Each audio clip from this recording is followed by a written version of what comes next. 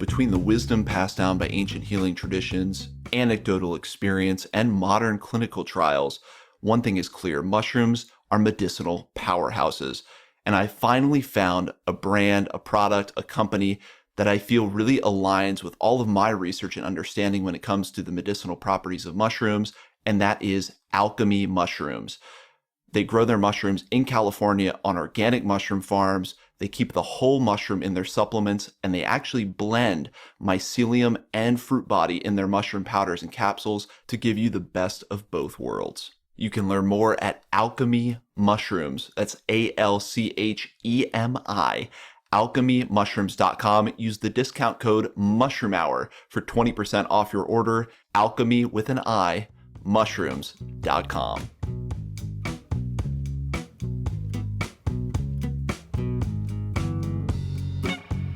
Hi there. Welcome to Mushroom Hour. Today on Mushroom Hour, we're blessed by the presence of Jason Scott, founder and owner of Feral Fungi. Jason Scott is a mycologist, ethnobotanist, and spagyricist who has studied traditional Hermetic alchemy from history and philosophy to practice for the past 9 years. He has a background in ethnobotany and plant medicine that started on the big island of Hawaii and has carried back with him into his home, the Pacific Northwest. Born and raised in Oregon, Jason has an intrinsic interest in the fungal queendom and all of its aspects, from cultivation and mycoremediation to historical and cultural relationships. Jason has studied various different healing modalities, including Ayurveda in Nepal and Western Herbalism all over Oregon and Washington. As owner of Feral Fungi, he produces Mushroom Spagyric Tinctures, and he curates Alchemycology.com, where he shares some of his teachings and writings alongside other fascinating discoveries in the world of fungi. Jason is also a co-organizer of the Radical Mycology Convergence and the Fungi Film Fest. He is on an ever-deepening journey of education to understand the practical applications of his interests and the golden threads that connect them. Jason, thanks for joining us on Mushroom Hour. Yeah, thanks so much for having me, Darren. I'm looking forward to chatting today. Well, I am, and I know so many people listening probably are, given that introduction. The fact that your background and expertise weaves together things like alchemy with mycology and practical mycology. I mean, it's really an amazing set of knowledge that you're combining together in your work. And I'm going to guess there's a pretty unique and interesting origin story to back that up, including I'm hearing bits about Hawaii and the Pacific Northwest. So why don't you tell us a little bit of those synchronistic sequence of events that got you to where you are today? Yeah, it's definitely a bit of a niche. I feel like mycology up until the last couple of years has been a really niche field of study. And there's a growing group of people who are largely dedicated and interested in fungi. And then alchemy is quite the same and probably even more obscured and less known. So it's interesting that I've kind of found myself at this crossroads, and it's really interesting to me, like where they intersect. But trying to figure out the start of that journey is a really challenging one. I grew up in the Pacific Northwest, and I spent a lot of time out kind of at the foothills of Mount Hood, out in like the Eagle Creek Estacada area, and got to spend a lot of time outside in nature. I didn't really have a specific relationship with fungi at that point, but just kind of all of it, and getting to spend time in the creeks and the streams and catching salamanders and, kind of frolicking through the green wilderness that is out there, and the amazing wilderness that is in the Pacific Northwest too, with that temperate rainforest. And so that really guided me towards a really natural path in general, even though that hadn't really been something that I gained from my family or my background in that way. It was just something that I was kind of like raised into through my exploration of it.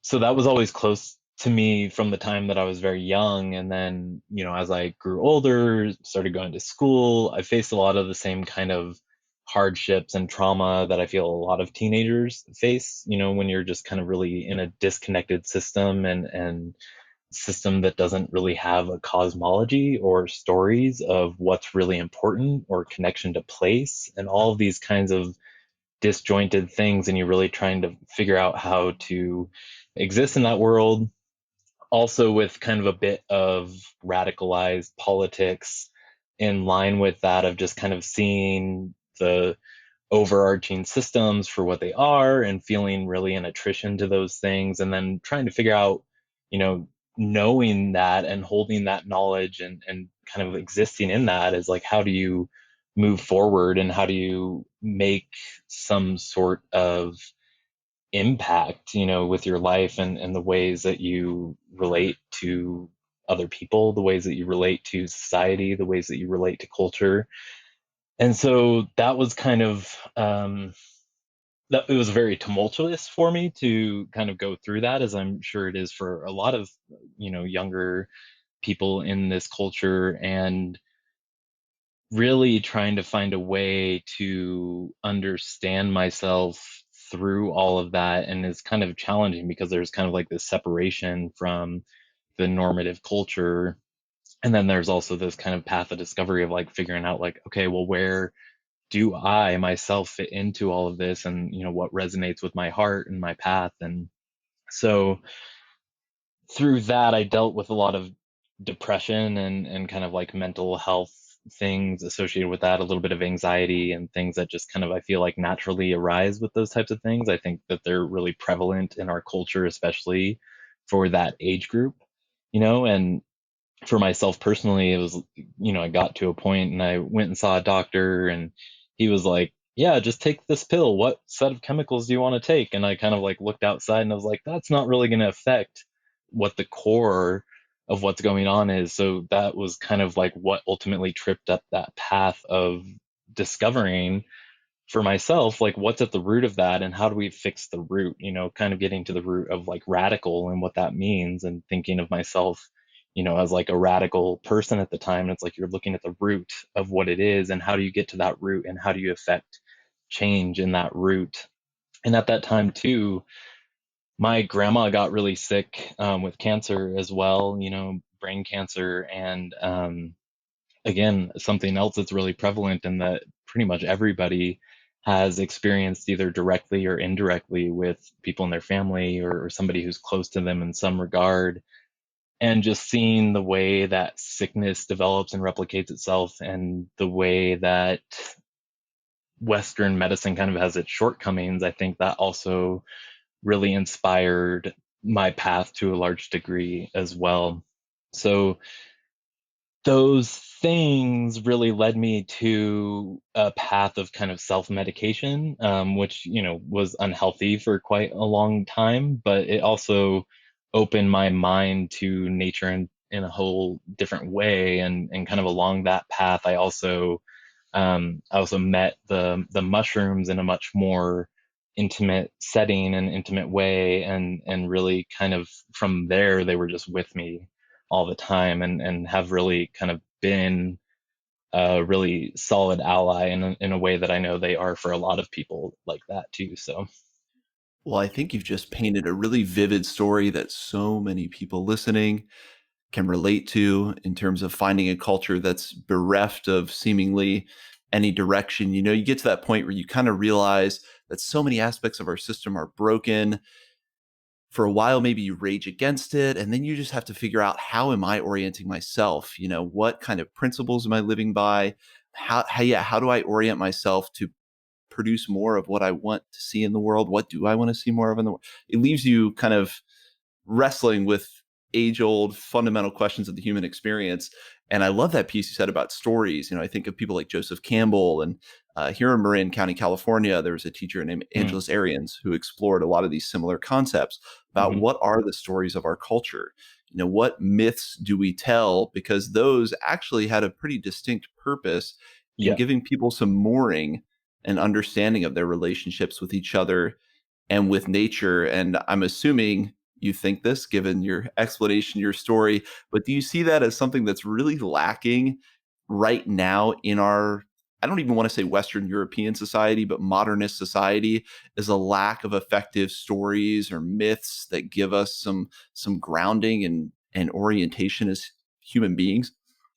Yeah, absolutely. I mean, I would even kind of venture so far as to say like that's probably one of those core issues that we're really facing and dealing with. And honestly, it's a piece as we kind of move into talking more about like medicinal mushrooms and stuff as well, and supplements, which we kind of are in that supplement industry.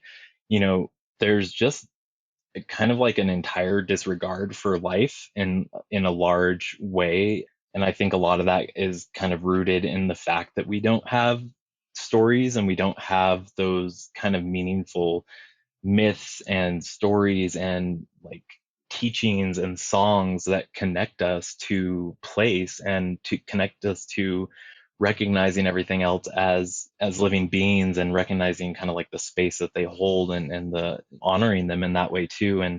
And for me it's like I question where I'm at a lot of times if I go to like shows and stuff for in the supplement industry, because what I see from that is like a lot of it's really disconnected as well, because it's like the next big thing. It's like what's popular, and mushrooms are really kind of in that space right now. It's like everybody is like popping out a new mushroom product, and it's really just coming from like two different sources, and there's not a lot of connection to what the root of what they're really taking. And I believe too from that's a huge part of health as well. And that's really kind of what drew me to alchemy as well. So I can, kind of like give a little background into that here as well. Because, when I was on that path of discovery, I started studying permaculture. I was kind of like looking for that way of how do we kind of relate to place, and permaculture was that jumping off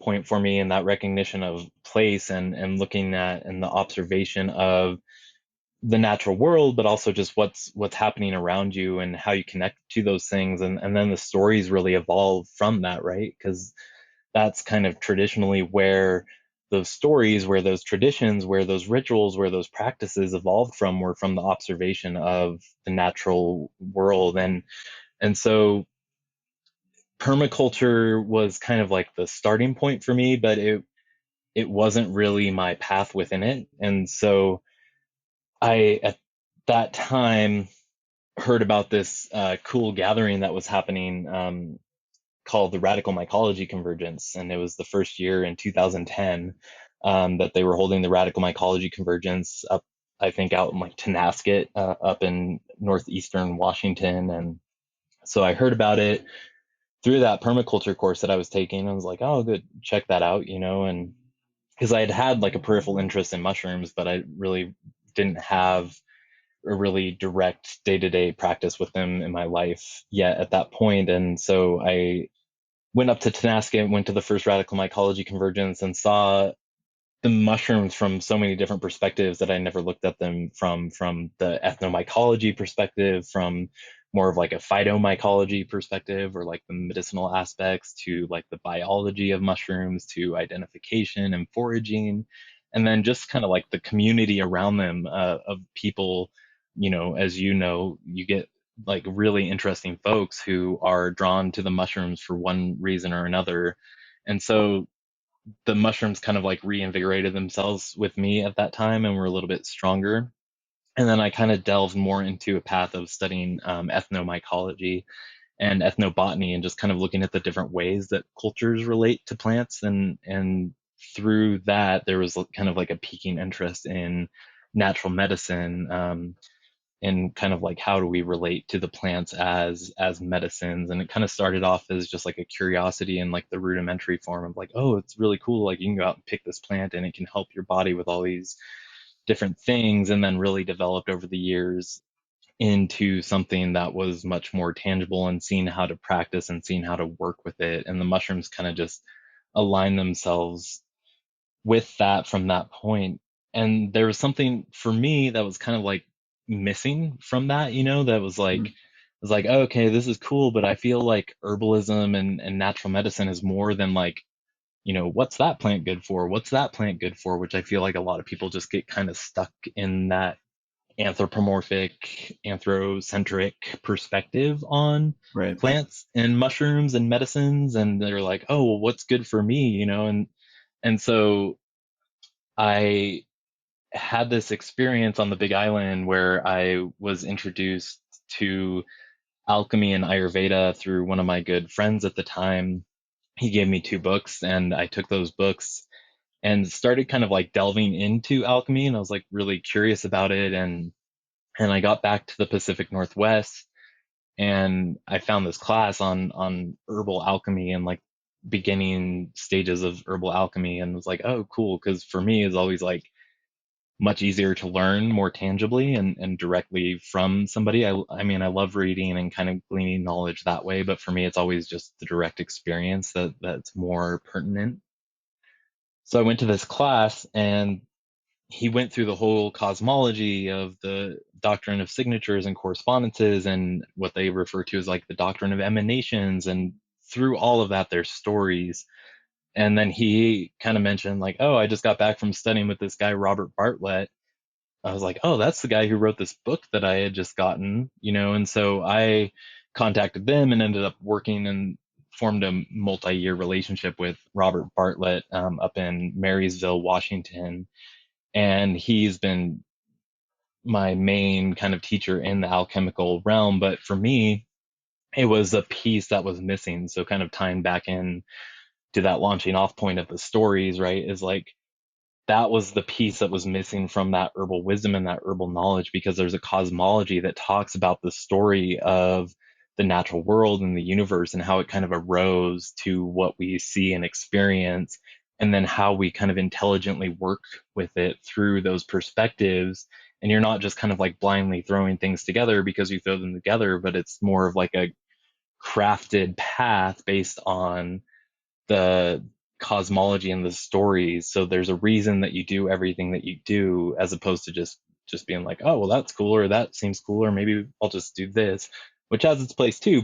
But I think that really kind of guided my path even more, and that's really what set me on to delving more deeply into natural medicine, studying the herbs, and through the alchemical tradition and through the Ayurvedic tradition, which is really interesting how they kind of like mirror each other, which we can get into a little bit later too. But there's processing of herbal medicines, there's processing of animals, and there's processing of like the minerals or the metals as kind of being like the peak of the alchemical tradition is working with metals for medicine. And I was really curious where mushrooms fit into that picture, because at that time I was still working with the mushrooms a lot, and it was like there was like the herbs and then there was like the animals, and you kind of work with them differently because they're on different scales of volatility and like they're different creatures. And then I was like, well, mushrooms are like, as you know, and as I'm sure most of the listeners know, mushrooms are kind of like in between, and they're actually more closely related to animals than they are to plants, and their cell structure is completely different. So I was like, well, what if we like look at mushrooms as their whole own kind of realm, as opposed to just tapping them on to plants or throwing them in with animals, which primarily in the alchemical tradition, they've just been kind of like tapped onto plants. So that is really where alchemycology and kind of like the beginnings of feral fungi and all that stuff launched off. So just to kind of like finish that part of the story. Yeah, expanding the alchemical lexicon. And I think so many people who are listening who are already interested in mycology, alchemy is definitely not a foreign concept. We've looked at these Sure. ideas of ancient mysticism and storytelling. And I think a lot of people are guided to both, searching for that kind of mooring or that kind of meaning in a society bereft of direction. These things seem to offer solutions and some kind of rationale, even though it's not rational, some kind of explanation of what's going on in the world, how we can orient ourselves. And when you talk about, going to those supplement shows, it's so obvious how different aspects of kind of the modernist culture that aren't authentically trying to approach these concepts and are kind of doing the more commercial angle latch onto these things because they know people are hungry for that. Yeah. So whether it's mycology and mushrooms or now alchemy is now showing up everywhere I look, everyone's using the word alchemy. And Yeah. I think it's because marketers and different people know that this is something that people in this society are hungry for. And if we can just brand it, maybe they'll be interested. So it's Hmm. really interesting to see this all bubble up in the collective consciousness. And I also want to tack on there that there's an important realization I think we all make that when it comes to natural medicines, I've had a lot of people tell me, well, this thing about mushrooms being medicinal. I mean, it's nothing new. Plants being medicinal, they're the basis of a lot of our pharmaceuticals. Yes, but are those companies producing those products really approaching it from the kind of intention to really harness the maximal benefit from that organism? Are they demonstrating any kind of reciprocity with the organism? Yeah. Basically, is this the highest potential we could reach when it comes to working with mushrooms and plants as medicine? And I think for so many people, you realize, like, no, I don't think this is the highest potential. And that Yeah. leaves the door open for people like yourself and other producers who are becoming so knowledgeable about working with these organisms to really produce authentic, potent natural medicines. So, birthed out of this marriage of mycology and alchemy is feral fungi. I mean, just to break down, when we talk about alchemy, what are some of the fundamental precepts?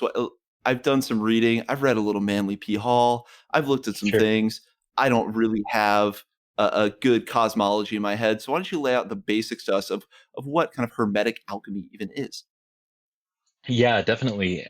So, alchemy is one of the three pillars of the Hermetic tradition. So, alchemy, astrology, and Kabbalah being those three pillars of the Hermetic tradition, and the Hermetic sciences are really what they are referred to, because it was all based on observation, right? And so that's why I think it's really important to kind of pinpoint that word science, because we've kind of like relegated science to something. It's like where you look at something in the lab, you have to have quantitative data to be able to analyze it. And if it doesn't have quantitative data, then it has no value. But there's a lot that we experience qualitatively that can be expressed through, scientific measures just the same. So that alchemical tradition really evolved out of, as far as we can trace it back, ancient Egypt was kind of like the roots of alchemy. So we get that term alchemy, a lot of people are familiar with.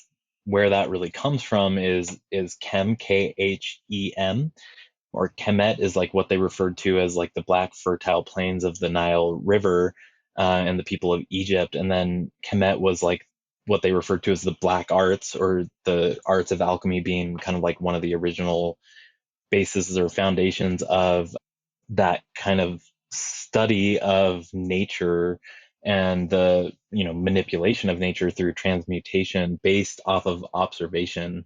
Later on, we get the owl that's tapped on through the Arabic cultures, through the kind of like journey that alchemy took.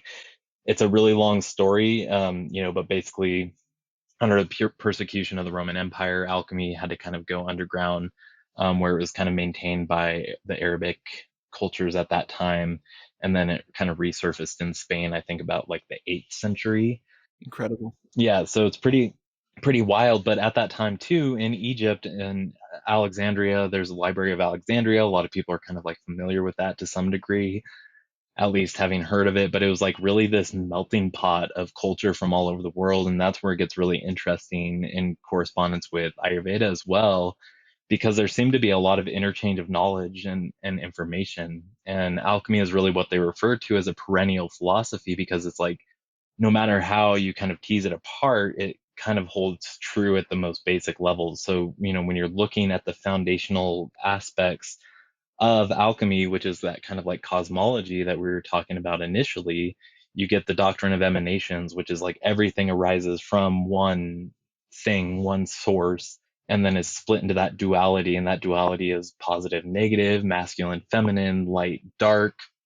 And then from that, those two, that polarity is kind of separated into the four elements, and then those elements, so there's like these patterns, that are kind of coming through emanations, and those four elements form the what are referred to as the three principles. And the three principles are kind of like the foundation of like everything that we can see is composed of these three principles, which are basically like the mind, the body, and the spirit.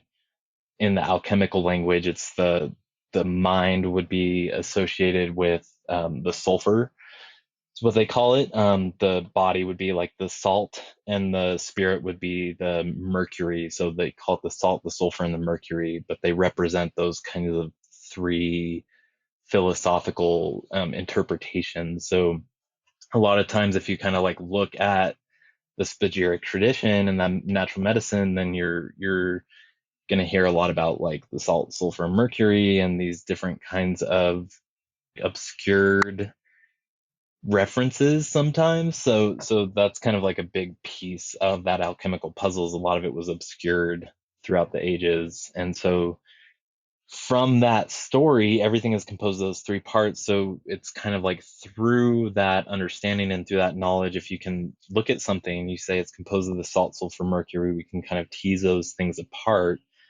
purify them, and then put them back together into a more rectified form, or what Aristotle would refer to as like the substantial form. So it's kind of like his philosophy is everything is kind of striving for the substantial form and evolving towards that constantly. And so through our participation with the natural world, we're kind of able to help evolve things that are already on a trajectory of evolution and make them more fit for consumption as medicine, as well as a way of like purifying and rectifying those beings. So there's kind of a lot in there, and I think, to Yes. define alchemy and define the hermetic tradition, it's basically is like an art of transmutation, right? And so that's one of the reasons too that I really drew the strong connection between mushrooms and alchemy, because like what you're doing through the alchemical tradition is you're looking and observing nature, and through that observation of nature, like for example, the art of distillation comes from observing how when something dies in nature, plant dies, an animal dies, it starts to give what they refer to as like give up the ghost. And just the same way that rain is purified or water is purified through evaporation, condensation, and then coming back down onto the earth, it's kind of like a similar principle. So the whole idea is that if you're able to kind of capture that process in the microcosm of your flask or the microcosm of your lab, then you're able to kind of speed along that evolutionary process that's kind of already happening. And so there's a lot of philosophical foundation for, why you do those things and why you look at those things, but really it comes into practice in making and producing functional medicines for people. It comes into practice in making full spectrum, high quality extracts that are really hitting people on all of the different levels, and not just kind of like the most basic reductionist perspective of like, oh, well, if you run this through these like series of chemical reactions and you can extract that like one compound that we've decided is the one compound that's the functional compound. And to me, that's a really limited way of looking at it. But again, just kind of tying back is like mushrooms are that transmutative force of nature, right? As they're like the primary decomposers in the natural world. When you look at the Yes. fungal algal relationships of lichen to break down rocks and to kind of create the first soil so that plants could even come out of the nutrient rich broth of the sea, and all of these ways that mushrooms kind of have like led the way for plants and for animals and for us to really exist on this earth, and the transmutative role that they play in nature. So that was just kind of like from a philosophical perspective, you can kind of look at those three principles and the ways that those principles are represented in the natural world, and you can kind of correspond how they represent themselves in mushrooms as well. And that's a key. You just brought up a key word, which is a concept, I believe, within alchemy that's always fascinated me. And that's this idea of correspondence. So when you talk Hmm. about that distillation, you give the example of kind of water evaporating into rain clouds and how that happens in the microcosm of the flask. I Hmm. believe that's this idea of correspondence where you find these same fundamental truths or processes, across different scales of reality, if you will, right? Right, absolutely. Yeah, and I mean there's different ways. I feel like there's like observational correspondence where like something like looks like something else. And that was kind of like how I initially learned about the doctrine of signatures and correspondences, was like, the most common ones are like a walnut looks like the brain, so it is good for your brain, or like a carrot Yeah. looks like an eye, so it looks like your eye. And I know that they work, from my perspective, like a little bit of a limited way to work with the doctrine of signatures and correspondences, because then what you get into when you're like looking at it on the deeper levels are like more of the archetypal forces, and that kind of gets into working with like the different planetary correspondences and the different elemental correspondences and things like that. But through, again, all of those arise through observation, right? And so through this practice of observation and understanding principles and ideas of like what makes something qualitatively that thing, you can then correspond and understand it on a more deep level. Yeah. I mean, I just laid out a pretty big task to lay out the philosophical framework of alchemy. And I actually think you did a really good job of breaking that down to the point where someone like myself could even start to understand this. And what really stands out to me is that piece about observation. And it seems like this is very much a philosophy rooted in the human being as a fundamental part of this natural system. A lot of people acknowledge now that it's important to recognize ourselves as part of nature. And it very much seems like in this kind of view of reality, the human being has an essential role. And actually, the changes we make, as long as guided by kind of a beneficent intent, Mhm. are positive. The changes we can make in our environment. Yeah, well, and like you're saying, it's like we are inseparable from our environment, right? So it's like as an observer, it's like you can't really remove yourself from the equation. It just like from a philosophical perspective is just not really something that you can tangibly do, which brings up all sorts of other questions. But in regards to that practice, it's all based on observation. And so I like to look at alchemy as well as being like an art of transmutation and an art of change is like it's a moving meditation and it's a moving prayer, right? So one of the kind of like primary axioms of the alchemical path is ora et labora, it's like pray and work. And so basically everything that you're doing in the lab is like this moving meditation, it's this moving prayer, and it's this kind of like this intertwined connection to the material that you're working on, right? So you also get that as above, so below, as within, so without. So with that as well, it's like everything that you're doing externally is then reflecting and is playing a part in your internal development as well. So it's like you don't look at it from the mere limited perspective of like, oh yeah, it's like here's this thing, I'm going to go affect change and I'm going to make this thing better. It's like, no, I'm like working on myself and simultaneously it's like working on this thing, but I'm kind of like internalizing that medicine as I'm making it externally because the processes, the calcinations, like the burning of the material to get the mineral salts, the distillations to kind of like circulate the material, all of those things are reflecting this inner process, which is kind of, I think, one of the ways that alchemy got lost along the way, especially with, New Age thought starting in like the late 1800s, was oftentimes the alchemical path and the alchemical processes were relegated primarily to being a metaphor for something spiritual or being a metaphor for something psychological, especially due to a lot of Jung's work.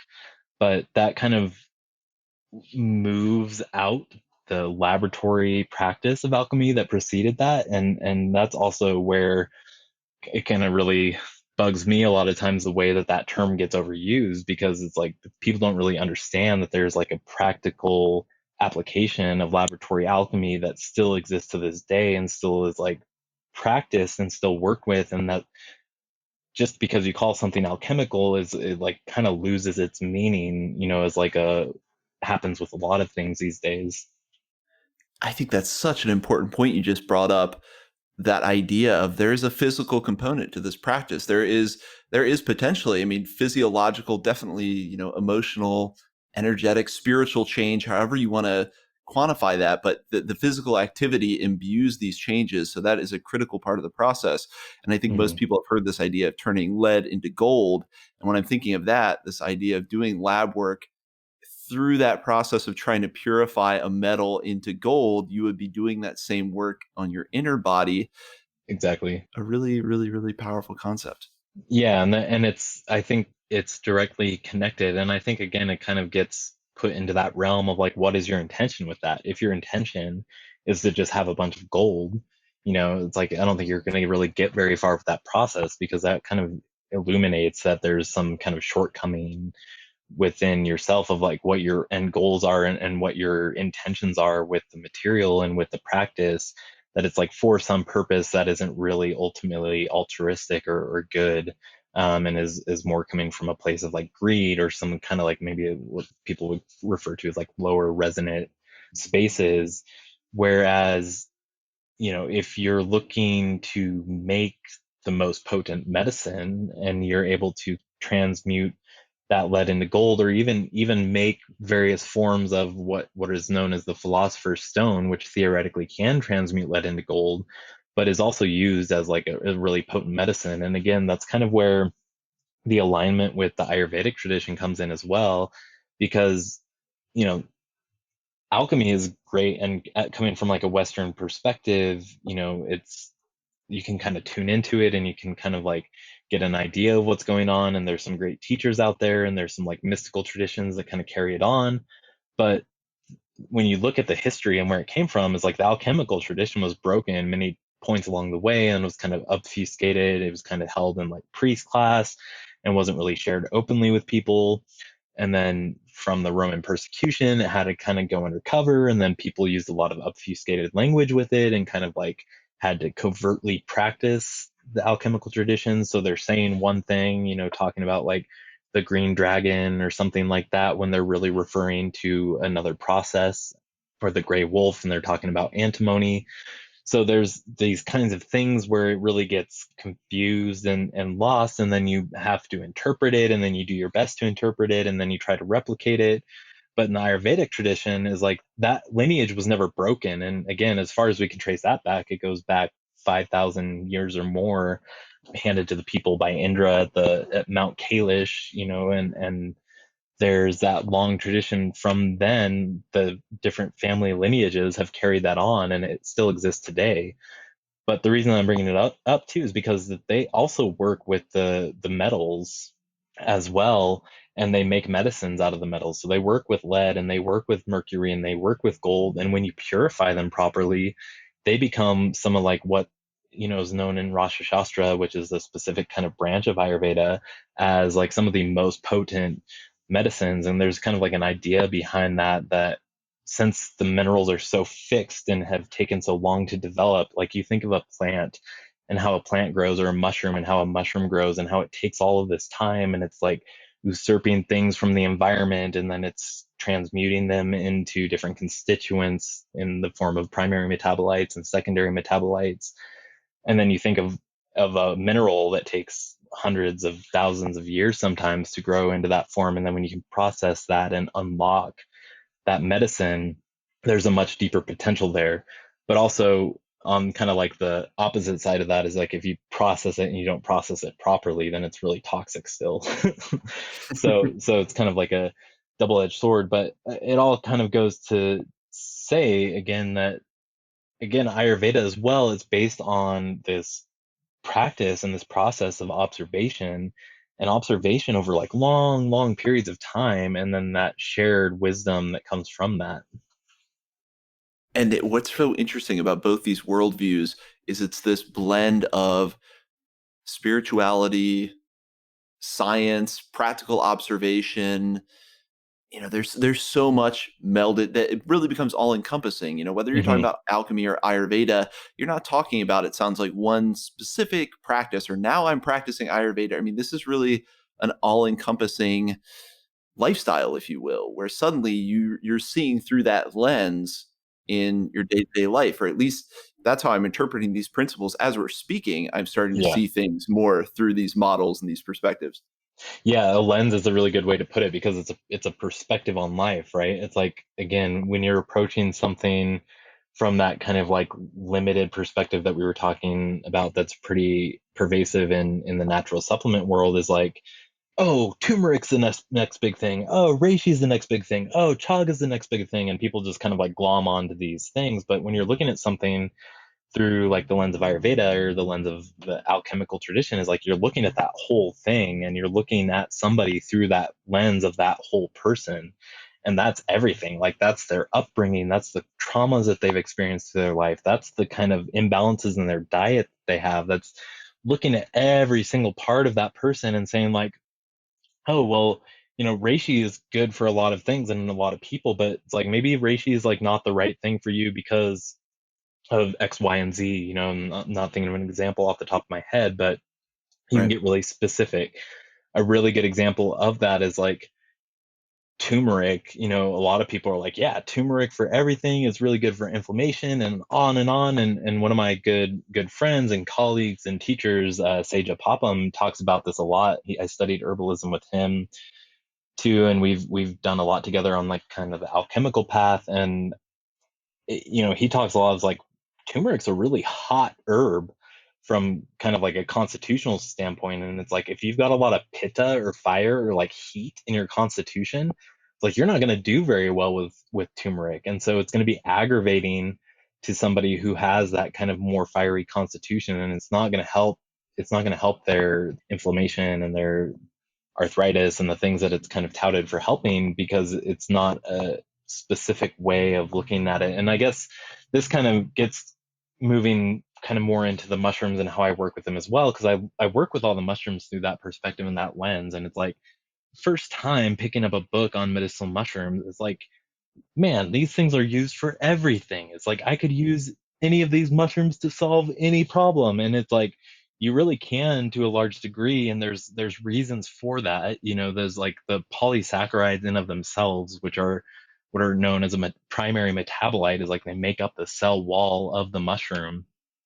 They're extremely diverse in the types of things that they help with, because they're like these building blocks for our body to kind of like build what they need. But beyond that, and beyond that kind of like general use and application, you can get really specific with how you see things and how you work with things. And I try to kind of like bring that perspective. Again, I kind of try and take that lens through my work with the alchemical tradition, through my work with the Ayurvedic tradition.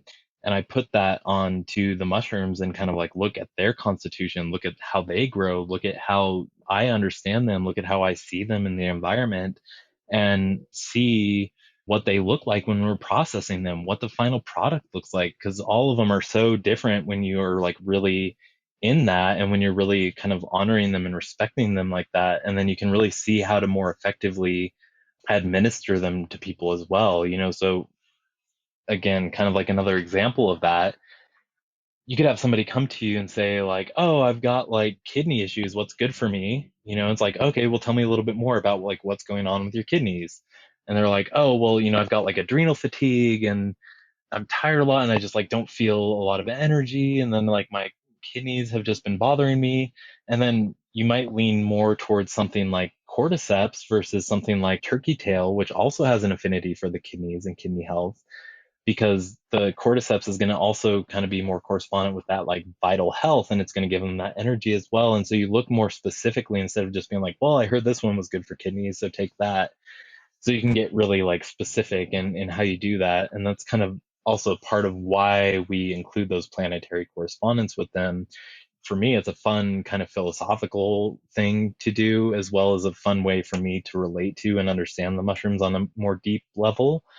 But also from like a practical perspective, it's like, okay, how do we like direct these things to be even more effective than they already are? Because like without doing anything, and again, all of the things that I've said about the supplement industry and all that kind of stuff, is like the mushrooms, the herbs that you work with, they still have their own intelligence and they're still going to be effective. But I think it's like through this kind of relational process that we can make them even more effective, and be in right relationship that just kind of creates more harmony. And then they understand, they connect to that too.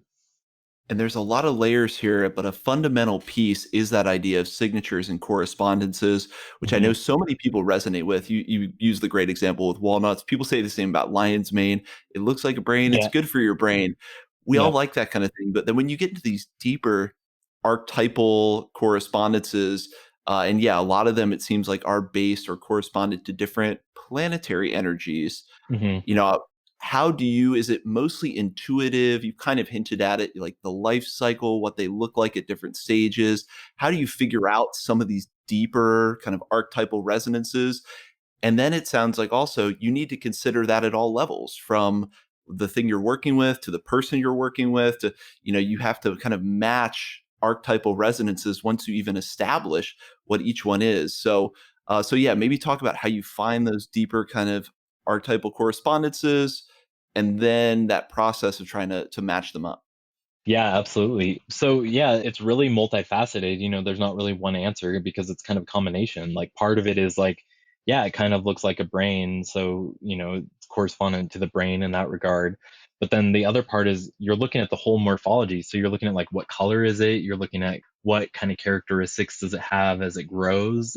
Even when I was like doing the charts initially, I was working closely with Peter McCoy of Radical Mycology, and we were like looking at different specimens of mycelium and like looking at how the mycelium grows. And then you look at the environments that it grows in. I look at kind of like the traditional associations, like physiological associations that it has, like if it's good for nerve health, if it's good for your liver, for your kidneys, kind of like scientifically what's been proven or shown in that regard. And then a part of it is intuitive as well. And then I think it gets even more complex than that too when you say, well, I don't think that there's like one right answer. And kind of like what I try to do in the Alchemycology section of the Radical Mycology book is like, look, here's the doctrine of signatures, and here's like a little jumping off point on how to work with it. And then here's some correspondences that I've made, which some of them have changed since then. And make your own correspondences based on like what your relationship is to that thing, right? Again, it's kind of like how we're looking at things through the lens of alchemy and through the lens of Ayurveda, and use these terms, but really it's like looking at them through the lens of life. It's like you're looking at a whole thing. It's like when I look at you and like talk to you, is like, I'm talking to Darren, the host of Mushroom Hour podcast, but it's like you're a whole person, and like you've got your whole life and your whole way that you see things and the way that you perceive things and the way that you do things outside of your podcast and all of these different things that make you who you are. And so to relegate you to that one like simple reductionistic perspective of you is not really an accurate representation of you. And so when we say looking at something through the lens of alchemy or the lens of Ayurveda, is like we're really looking at it through the lens of life because we're looking at the whole thing, right? And so I really like there's this Swiss physician named Paracelsus, and he has this great quote. I always butcher it when I try and say it, but basically what he's saying is like when you understand the qualities of Venus, you understand the qualities of Artemisia or mugwort. And when you understand the qualities of Artemisia or mugwort, you understand the qualities of Venus. And so it's this kind of like reciprocal understanding, this reciprocal lens through which you're perceiving the natural world. And he says the same thing about like iron and Mars. It's like when you understand the qualities of iron, you understand Mars and vice versa. And so when you're looking at things for their whole nature, you can see these emanating patterns, and then you can kind of like connect the dots. And so that's kind of like a really general overview about how I do that with the mushrooms. But take lion's mane for example, and kind of like take what you said as that starting point or that jumping off point of like, right, lion's mane, you cut it and it kind of looks like a brain if you cut it in the right direction, and it has those like tendrils which kind of look like nerves, and so there's like that connection to the nervous system, and then we know through various studies that it's really helpful for the nervous system. And then it's kind of like white and bulbous and like really watery, really heavy water content. Like when you dry out lion's mane, it's like a tenth of the weight. It loses probably more water than almost any of the other mushrooms that we work with. And there's this voluptuous nature of it, just like the way that you see it, and like the flowing and like the roundness. And then for me, that's like a really clear correspondence to the moon, right? Because it has this like direct Right. effect on the brain, it has a direct effect on the stomach, right? And that's like one of the things that often gets overlooked with the benefits of lion's mane is its benefits for the digestive tract too. So just in that, it's a pretty strong correspondence to the moon. But then when you consider like the white color and the kind of yellowish color that it gets sometimes, and then you consider the water content, and then you consider like the nervous system benefits as well, it's like all of those things kind of go together to create this whole picture of this mushroom and its connection to that kind of planetary body, right? And so really what the foundation of it for that is like you have to you have to have like some basic understanding of the planets and the planetary energies, and then some of their traditional correspondences, and like understand that for a long time in medicine, you know, a lot of the early physicians and herbalists and doctors would consider a doctor or physician who studied medicine without the consultation of the stars to be completely inept and like not worth their salt, so to speak. I think Nicholas Culpeper has gone so far as to say, like, to he who practices physique without knowledge of the stars is like a lamp without oil, and which in like the 1500s was a pretty harsh burn, but Right. Right. but you look at these kinds of correspondences, and then you know it's one of the trickier things to overcome and to understand, because there's not a lot, again, of foundational, like, you can't just go to a book and read, like, how do you come to planetary correspondences? I mean, I think more of that information is coming out as people are kind of talking about it more. Seja does a really good job of some of that stuff. If people are interested, his like podcast, The Plant Path, is a great resource, and his book, Alchemical Herbalism, is also great.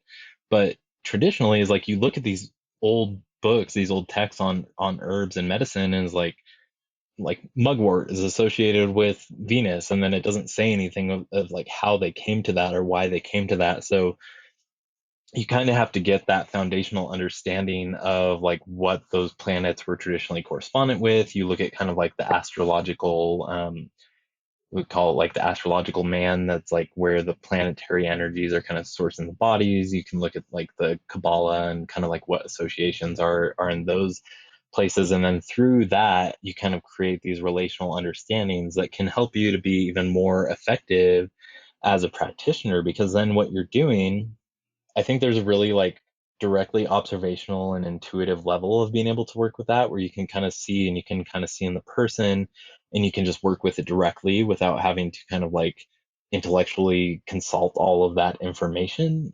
But also you can get really specific with it too, where it's like you can draw somebody's birth chart and see what planets are transiting their birth chart, and based on like where weaknesses are happening, or based on where like contrary planets are kind of like rubbing against each other, or based on where their strengths are, you can kind of see that, and you can use these as what would be known as like planetary remedials for something like that, and get even more specific.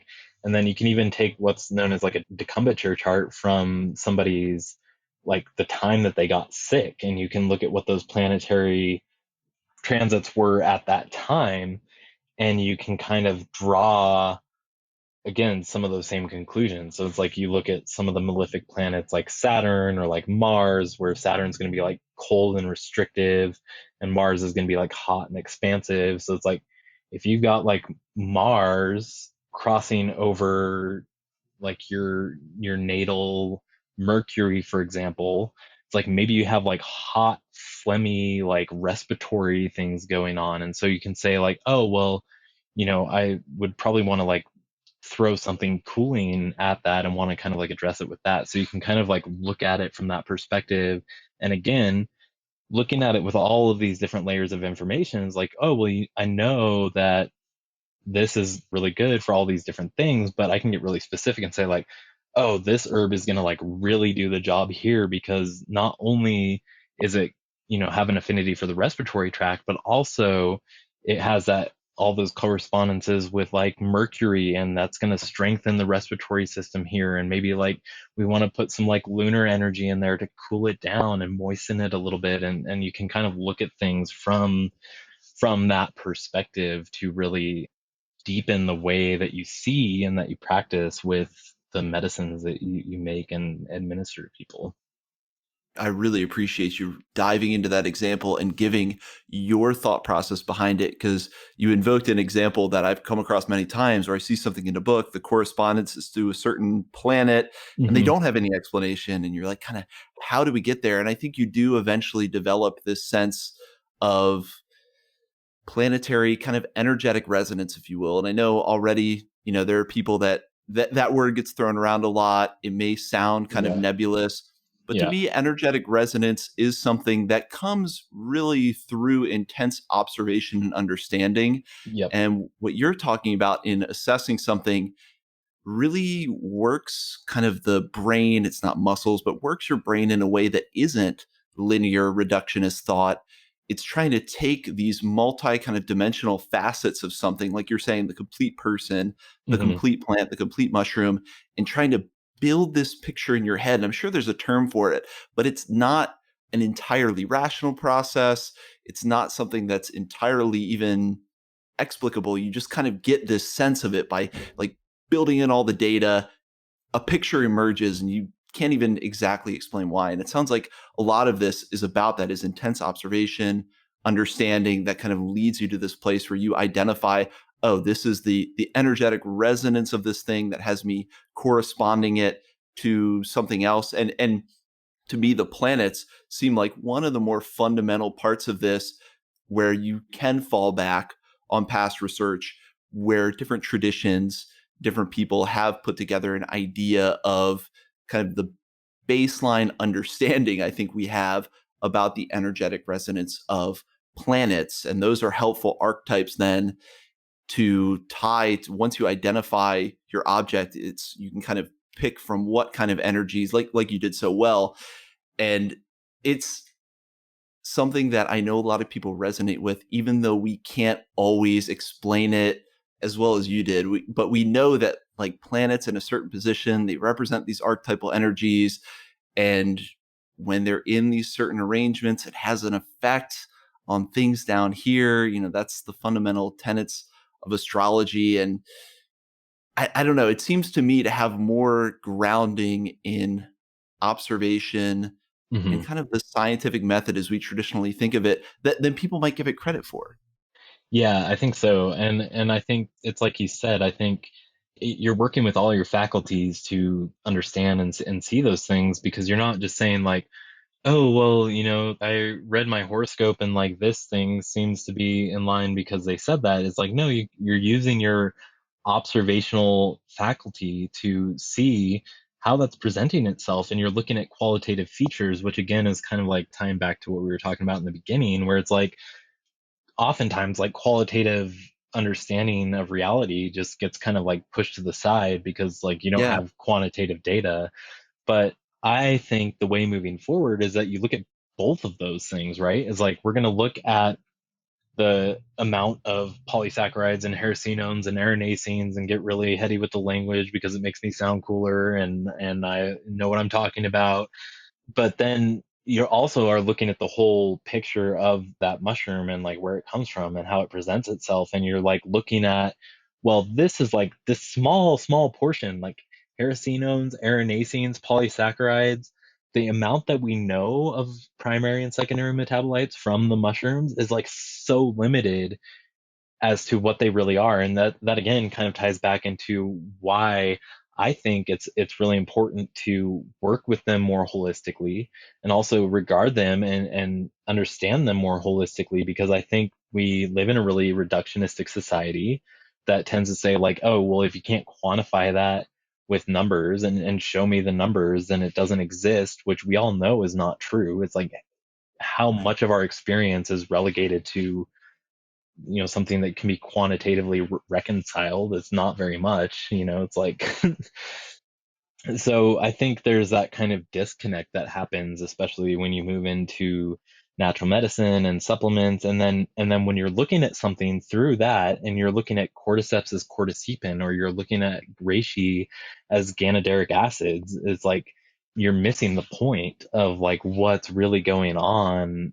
with those medicines. Because there's, like I said, it's like that's like saying like all you are is a podcast host, which is not, absolutely not true. Again, just kind of like going back to that misses like the whole point. And I think that again, it's like not throwing the baby out with the bathwater and like using the great information that we've gotten through quantitative analysis on those different sets of primary and secondary metabolites. But it's also then kind of looking at and knowing and seeing what we feel intuitively and connecting to it on that level as well, because it is both. And it's when you're reductionistic, you kind of throw that out. And as we know from a pharmaceutical perspective is like that's when things become really potentially hazardous and dangerous, and that's when you get like really bad side effects. Is like when you take a plant out of the Amazon and then you extract that one compound from that plant that works great in synergy with all the other compounds that are pulled out in a tea that have been made that way for thousands of years, and are used as medicine and effective as medicine. And you look at that and you say, oh well, no, it's like this one single compound, and then you isolate it and extract it. No longer has the connection to the rest of the plant or the buffer of maybe some of the other things that are naturally inherent in the plant that also kind of get drawn out. And so it kind of creates all these other potential issues and problems. And I think that again is kind of like the limit of the scientific method and the scientific perspective in my mind, because it's like, again, what we know is like so limited. It's like we know through a traditional model that these things are much more effective and have been effective for thousands of years for the things they're effective for. And just because, science can quantitatively say like, oh yeah, there's promising research that hericenones actually increase nerve growth factor and hericenones are present in lion's mane. It doesn't mean that's the only thing in lion's mane that's affecting the nerves or like working with the nerves. And I think it's really limited and kind of dangerous to start to get into that kind of like reductive mindset and perspective. And I Yeah. think I really like what one of my teachers, my Ayurvedic teacher, his multiple generations of Ayurvedic practitioners in Nepal and the Kathmandu Valley. And, he said to me at one point, he's like, what's more scientific, what we're doing with these herbs that we've studied for thousands of years, or the modern pharmaceuticals, which have been studied for less than 100 years? And again, it's not to say that pharmaceuticals are bad, and they're like Western medicine has its place, and there's a place for everything, but again, it's much less time tested in comparison to some of these old traditional medicines. Yes, and you brought up such a brilliant theme, which is this idea of the human faculties to appreciate and understand qualitative data.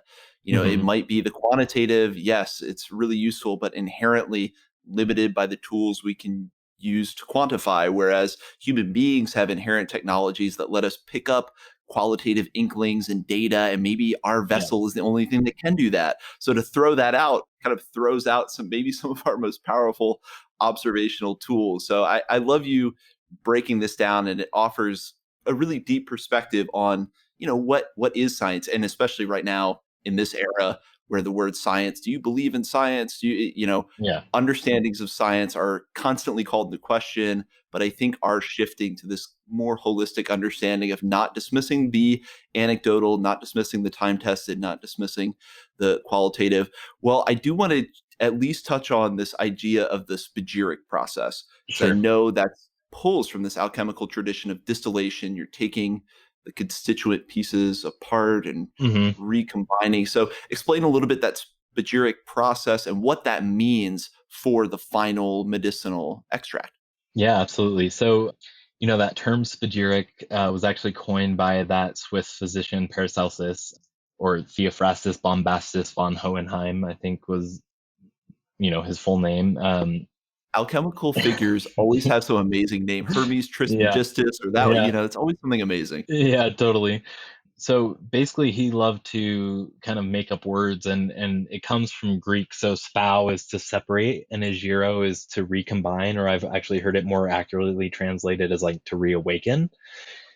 And so basically, what you're doing is you're separating your material into the three component parts, the three principles that we talked about earlier of the salt, the sulfur, and the mercury. You're purifying those principles, and then you're putting them back together. So I'll kind of like run you through a couple different iterations of what this looks like, because I think it kind of helps to give a perspective on it. But first would be the most simple is you are making like what's known as like a spagyric tincture. So you use the mercury, which would be like the volatile spirit from that realm. In our case, when we're working with mushrooms, we use alcohol, and then we use water, which is also known as the universal menstruum. And with that spirit, with that mercury, we're pulling the sulfur out of the mushrooms. The sulfur is going to be like the secondary metabolites, the primary metabolites, so like the polysaccharides, the different ganideric acids, the cordycepins, the hericenones, things like that. And then they're kind of in a solution. That's what gives the tincture its color. It's like, even if you do this with a plant, it's like where we get that term spirit when we talk about alcohol comes from this alchemical tradition, right? Because when you ferment and then distill plant material, you yield ethanol or some variation of ethanol. And so that ethanol is going to be like the universal spirit of the plant realm, right? And so with that universal spirit of the plant realm, we're able to draw the sulfur, and then so you've got your like standard tincture, and then that's kind of like where most people leave it. We take it a step further through the spagyric process by then taking the material that we've extracted and then burning it down into a really fine ash, and then soaking that ash in like distilled water or vinegar, and then filtering off all of the kind of coarse ash material, and then recrystallizing, like evaporating the water or the vinegar and recrystallizing the mineral salts. You can see a lot of, we have some pictures and stuff of some different minerals, salts, and process on our Instagram and our website. But we're recrystallizing it, and then we're putting that back into the final tincture. So it's completely in the form that it was when we started separating it. Now it's just been refined because all of those principles have been kind of exalted and purified to a degree. And through that purification process, now it's more absorbable in your body and more accessible for your body to kind of glean the goodness from. So that's kind of like the redacted version. That's kind of like the Yeah. simplified version of like what a spagyric is. I have kind of like my own adapted process that I've come up with working with the mushrooms, which includes using a soxhlet extractor as that kind of primary extraction piece. And the biggest difference between just like a standard dual extract, besides like the fact that we're able to capture more of the volatiles that you would lose in not the same type of reflux process that we do, is that you get the mineral salts of the mushrooms. And I think of them as like a complex of trace minerals. Again, kind of looking at things from that scientific language and that scientific side, it's a complex of trace minerals. And we know from that scientific understanding that trace minerals actually help with cell absorption of other various different compounds and things that we need.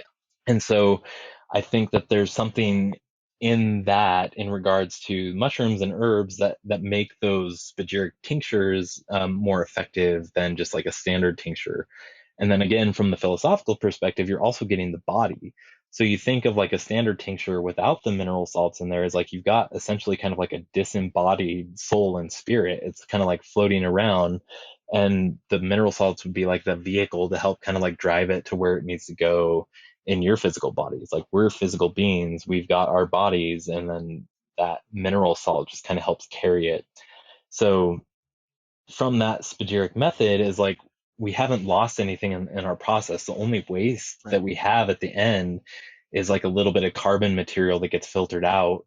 And even that is like I set that aside and we use it for other processes known as what are called elixirs, more traditional elixirs or elixirs, which is like an ash based powdered medicine, where you basically then imbibe that with the tincture until it absorbs all the tincture, and then you keep powdering it, and then you've got like a more of like what would be referred to as a fixed form of that medicine.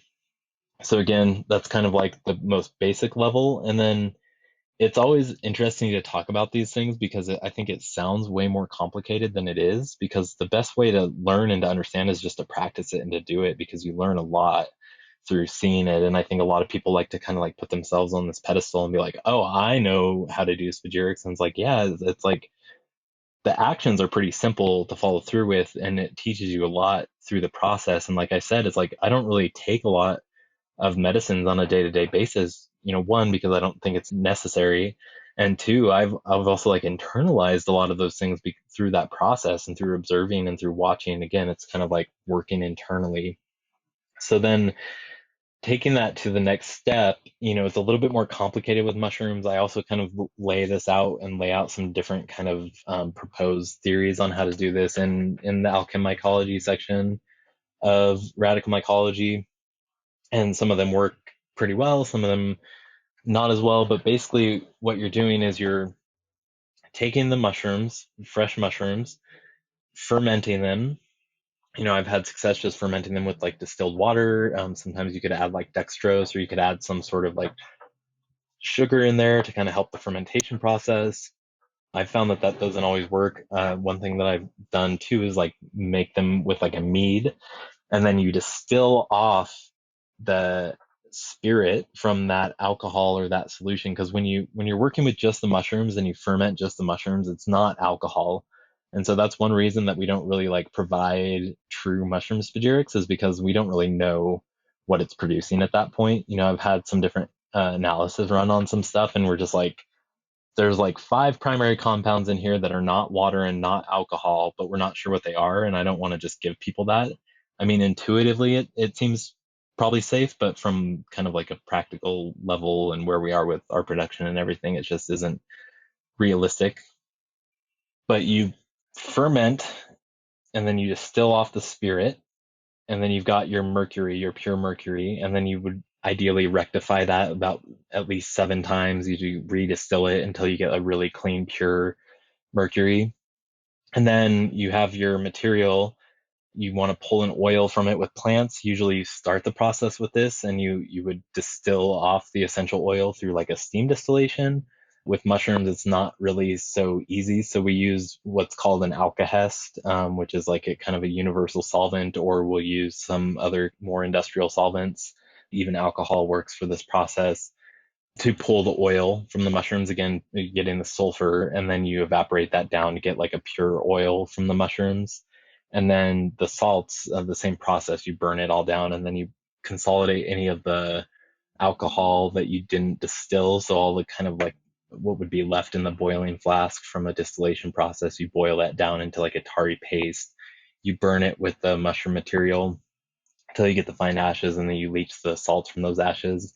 And then you've got the pure salt in the form of the pure mineral salts of the mushroom material, the pure sulfur in the form of the oils from the mushroom, and then the pure mercury in the form of the spirit, whether it's kind of like a infused spirit or however it kind of comes across. But then you put those together, and the idea behind that is that you've got the mushroom that you started with, you got the mushroom material, and they're recombined into this much more concentrated and elevated medicine. And one of the ways that one of my teachers really expressed it to me was like, instead of getting like the accidental form, so imagine like nettle or something growing in the middle of this like desolate field, and maybe there's like pesticides, or maybe there's like all these things that are kind of affecting the growth of that nettle, and so you get some intelligence from the nettle, and you get some things that are just a little bit off through the accidental forms. It's kind of like, in people, I look at it as like trauma. It's like the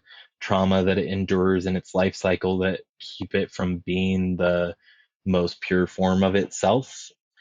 And then you strip all that away, and you strip away the impurities in the body, and you strip away the impurities in the way that it presents itself, and now you have like an archetypal form of nettle. And that's kind of like what you're getting with the full spagyric, is kind of like an archetypal form of itself that is kind of working on more of a universal level. And then it's also hitting like this mind, body, and spirit of the person as well. So I look at spagyric tinctures as kind of like a crude form of that. And then, I mean, you can take it even further. It's like you can then take those three principles that you've purified, right? And then you can take the pure crystalline mineral salts and slowly digest them at a warm temperature around 90 degrees, and slowly ingest them with the sulfur and the mercury. And over time, it will congeal into like what they refer to as like a stone. And that stone is like a super potent form of that medicine. And so there's all these different ways that you can kind of like play with the preparations that you get once you've got I look at the kind of foundational understanding and philosophies of like paints, and then like what you can do with them at the end is like the paintbrush and like your art that you can create, because there's so many different things, and like you can get really crazy with it. It's like you can do like fractional distillation of water, and then you could like extract different parts of the medicine with the different fractions of the water, and you can get like the elemental parts of the water, and then you can get the principles of the water. And then you have like, what does that work out to? It's like times 4 is like 12 different fractions of water that all, appear to just be distilled water, but when you really look at them, they kind of fundamentally act different. And again, that's kind of where that qualitative understanding comes in over the quantitative, because it's like any normal scientist is just going to look at that and be like, oh, it's just 12 different vials of water. But through my own experience and through what I've seen, and through some things that I've heard about that too, it's like the 4 elemental parts of the water will act completely differently. So you can get like really, really crazy specific. And then again, drawing in those planetary correspondences, you can work with each day of the week is associated with one of the different inner 7 planets, and you can kind of hear it inherent in the language. The latter part of the week is kind of weird because we stole it from the Norse mythology, but it still corresponds. So like Sunday is ruled by the sun, Monday is ruled by the moon, Tyr is the god of war in Norse mythology, and Tuesday is associated with Mars. Wednesday, Odin's day. Odin's associated with Mercury. Wednesday is associated with Mercury. Thursday, Thor's day. Thor is associated with Jupiter. Freya's day, Friday. Freya is associated with Venus. Saturday, Saturn. And then in other languages too, like Spanish, you can hear the different planets and the names a lot more directly. So Yeah. it's interesting like that. And then you can kind of like, again, draw a little bit more of that effectiveness. And like if you're like working with and you're like, okay, I want this medicine to be a medicine for the nervous system. And so it's like, oh, well, do you want it to be for like brain health, or do you want it to be for like more electrical aspects of the nervous system, which would be more associated with Mercury? And so maybe I'll start my process in like the moon hour of Monday to kind of draw in some of those influential things from that planetary influence. Mm. Yeah, I was gonna use that example, lion's mane, which we talked about earlier, having that Hmm. correspondence to moon energy. Hmm. So we talk about picking a day, trying to kind of exert some kind of planetary influence. Would it be more based on the effect you're trying to achieve, the mushroom you're working with, a blend, again, kind of an intuitive blend of both? It kind of depends. I mean, you can, like, for what we do with feral fungi, we keep it pretty basic, and we work with the planetary days and the planetary hours to kind of start the extraction, and then it kind of goes multiple days, so you're getting kind of like the full picture of those different planets in there. But then you could be really specific, and you can like look and say like, oh, well, the full moon is going to be really strong in this position, and it's going to be like opposite of Venus here, and we need to like cure this like Venus energy. So maybe I'll like start the extraction here and let it reflex over here. And again, that's if you're getting like really, really specific with it and able to kind of take that time. On a commercial level, it's not really viable, but you just kind of do the best you can. So we work with the days of the week, and then also like the hours, the planetary hours of the day, to try and stay within that as best as possible. And again, it's the intention that you're putting into it. It's the thought that you're putting into it. It's like the way that we are respecting and honoring those mushrooms as living beings through that, and just taking that extra step of intention. It's like most people who take our extracts probably have no idea that we're even doing that, but for us it matters, to kind of take those extra levels and those extra steps into what we're doing. Absolutely. And I'm sure people intuitively can feel there's some kind of difference. And then Jason, as the practitioner, the rest of your team who's going through this process of kind of separating the critical elements, recombinating them, you're doing that inside yourself that many times. Hmm. I mean, how has this process changed you? I know you already had this relationship with alchemy. You're already a seeker when it comes to Ayurveda, alchemy, these practices. But how specifically has working with alchemycology reflected a change in you? And then when we're talking about this worldview, and I know you kind of said, we keep it pretty simple here. None of this sounds that simple, I think, for most listeners. You Hmm. know, how then does your life reflect this worldview? I mean, are you planning, I would assume, life events based on these principles, these timings? So yeah, how has this process of working with alchemycology changed you? And then how much of your life kind of integrates these principles? Yeah, I mean, I think the where it comes in as being simple is like it's really not me, it's like I'm following the mushrooms, right? And so Mm. I try to like take that step back and I try to do everything that I do in a really humble way, like because it's not really me and any of it can be taken away at any time. And so with that acknowledgement and with that kind of understanding is like I do my best to just listen to the mushrooms and like listen to like what they want and what they are needing and then the lessons they have to show us. I mean, as like the myriad of people that you've had on your show have their own relationship to the mushrooms and the ways that they work with them from mycoremediation to medicine to every step along the way. So I just try to acknowledge them in that way. And, I'll look at the astrological stuff sometimes, that's definitely not my strong suit. And I think I live most of my life pretty intuitively and just kind of trusting that that stuff is going to happen anyway.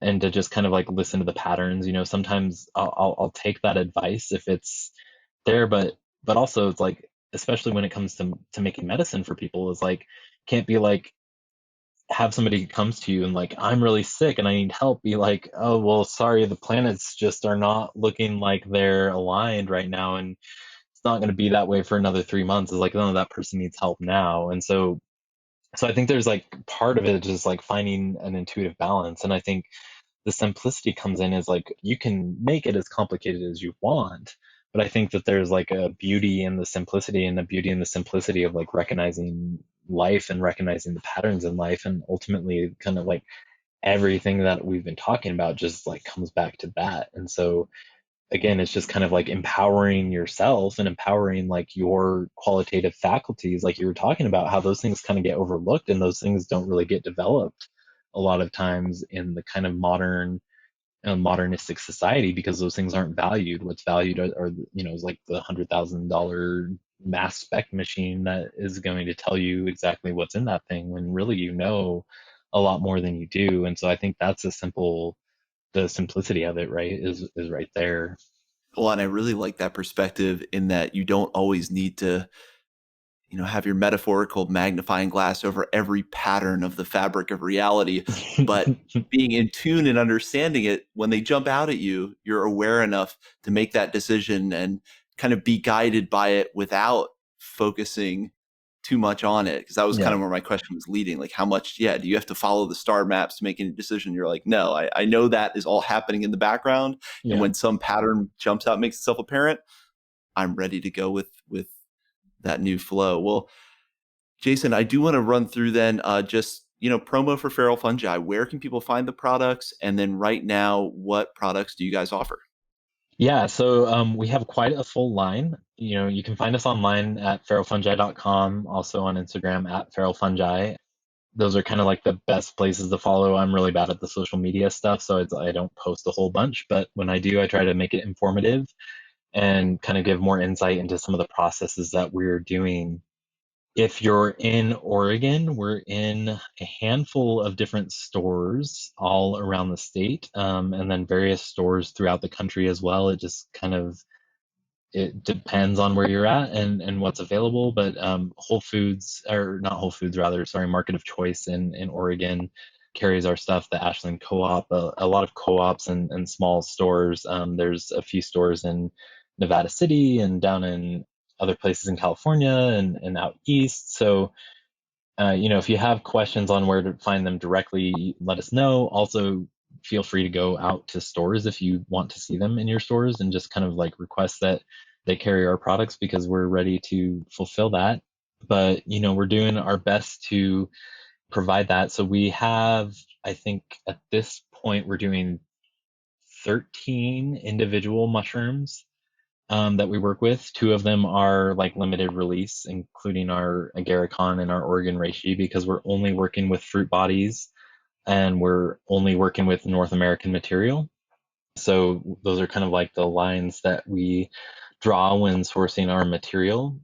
So things like agarikon is like we don't ever encourage people to harvest agarikon Right. fruit bodies, but we have a couple folks who have some great places where they get like ground fallen specimens that they've given to us and we've been able to work with. And So we also just added oyster mushrooms to our line, which is a fun one for me because it's something I think that often gets overlooked so far as its medicinal value, and it has a lot to offer, especially in regards to mental health and brain health and things like that. So you can check out our whole line on our website. And again, most of our blends are available in different stores. So we have 6 different blends that we offer as well. So I should have asked that question from the start when it comes to sourcing, but I had the feeling it was kind of the highest integrity. And of course, it is from North America. I think a lot of people like to hear that, like to hear about where it's coming from.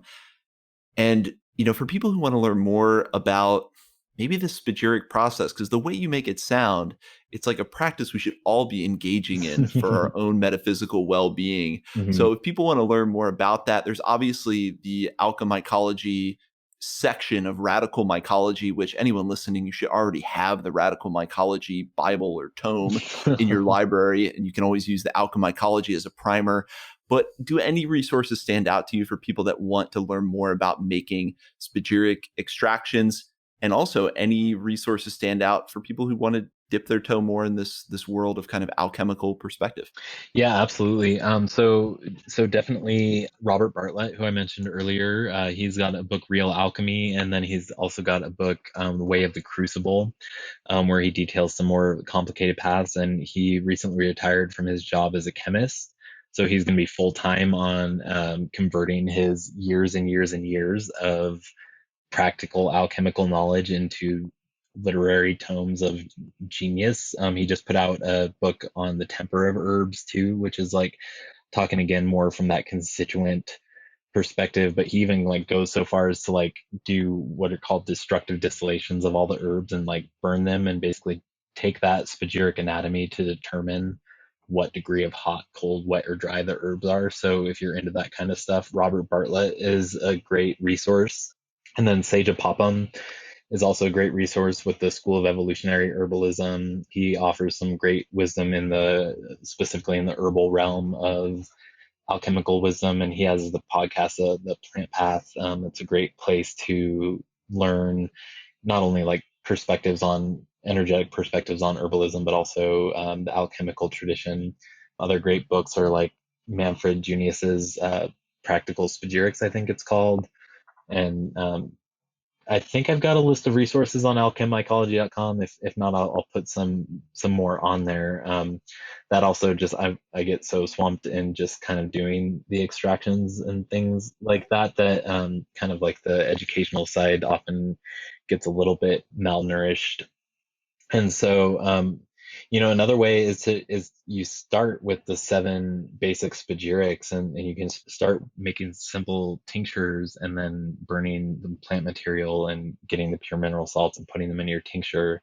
And that's kind of one of the foundational things that we offer. That was like what I started Feral Fungi on, was a line of 7 planetary spagyric tinctures, one for each day of the week. And that is what is known as like an initiatic set. So you take a little bit each day of that, and then it kind of like aligns your mind, body, and spirit, and then also just kind of like opens you up to the potential of what deeper lessons there are to learn from those things too. So that's the best way, is to get your hands dirty. It's like you can read as much as you want, but doing it is much more applicable. Get out of the armchair, start putting it into practice. Yeah, Exactly. I'm definitely excited to go down the rabbit holes. You've given some great resources here. There are terrific resources on the website as well. We'll have all of that linked up there. And I'm just excited to go down this rabbit hole. And I have a feeling when we study alchemy, you start getting to the roots of kind of modern chemistry and different Hmm. sciences that we're finding obvious parallels in what you're talking about. Absolutely. Well, I'll have you leave us then with a couple questions I like to ask all my guests. The first question is a mushroom you love and why, and this can be for whatever reason. It doesn't have to be a favorite. Might be one you just thought of this second, but a mushroom or a fungi that you love and why. Yeah, one that I often go to for this question. I love all kind of like the usual suspects, like most people, turkey tail and lion's mane and those things. But one that I really revere that often gets overlooked is red-belted conch, Fomitopsis pinicola, and that was one of the first ones that I started like researching and experimenting with. And I just have a deep reverence for that mushroom and just the wisdom that it holds and how prevalent it is. It's like I'm in Flagstaff right now. I found this mushroom out here in Flagstaff. I find it in the forest at home all the time. I know you have it down where you're at. It's like a really pervasive mushroom. And it creates this like crazy precipitate when you make a really strong extract of it that like all of the Fomitopsis genus that I've worked with so far have done it. But it's like this, the tincture can be like thick, like so thick that sometimes we have to dilute it. Otherwise, it just becomes like a solid mass in the bottle. And so it's one of the best mushrooms that we've worked with for digestive health and digestive pain and inflammation and anything digestive, and among so many other things. But I'll have to say red belted. Yeah, a great choice. I think it's one of those underexplored medicinals, getting less and less so as more people become aware Yeah. of it. Hmm. But something I'm excited to see people work with more. Hmm.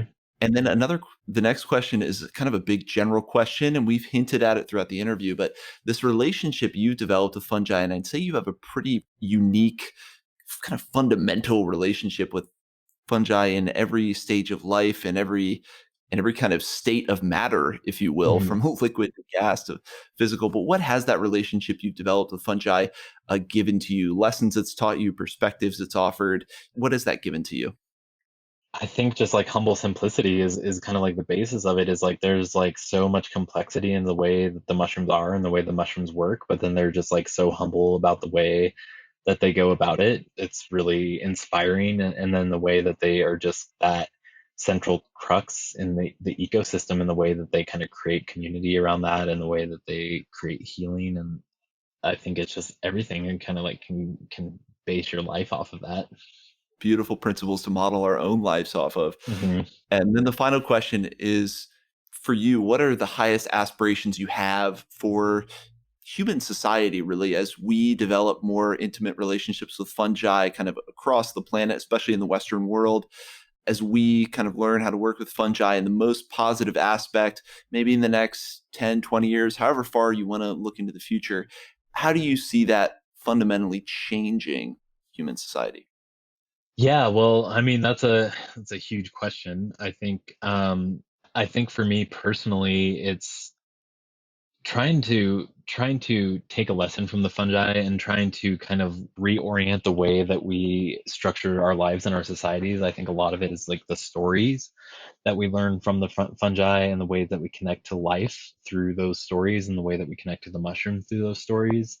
And ultimately, I'm hoping through the work that we're doing at Feral Fungi and kind of like the way that I see the industry moving, that we can really bring the mushroom supplement industry and then just the supplement industry as a whole into a higher level of integrity by bringing things more locally, being transparent with processes, and being really clear about what our connection is to the things that we're working with and what people's connections are with the things that we're giving them. And I think that that's kind of like my personal path within that, but I'm just like constantly blown away and excited by the myriad of ways that I see mushrooms influencing the future. And I really just like am watching where I've been kind of intimately connected to fungi for over 10 years now, and to just see in the past like 2 years, and especially like just in the past year, the way that the interest in mushrooms in all different regards is just blossoming, or fruiting, I guess would probably be a more better term, is really offering a lot of potential solutions to maybe some of the things that we started out the episode with as being kind of like problems that are needing to be addressed. And again, I think just kind of like doing our best to listen and to follow and not step in front of them in that way, because I think they've already done it like 6 times. They've gone through the extinction periods and they've made it out the other side, and I think we can learn a thing or two from that. So Absolutely. In a society needing stories and needing new models of organization and life forms to emulate, mushrooms offer a solution in so many ways. And I think it is appropriate that on this podcast where we've discussed alchemy extensively, we kind of ended right near where we began. Hmm. So I think that has kind of a perfect circular nature to it. Yeah. Well, Jason, thank you so much for coming on the show and sharing really powerful insights, sharing kind of a whole philosophical framework in a very neat package, sharing your work with fungi. It's all very inspiring. And I think a lot of people listening, like myself, are going to now want a room full of flasks and start working with fungi that much more deeply. So yeah, thank you so much for coming and sharing time with us on the Mushroom Hour. Absolutely. Thank you so much for having me, Darren. It's been a pleasure to speak with you, and hopefully we can chat again at some point.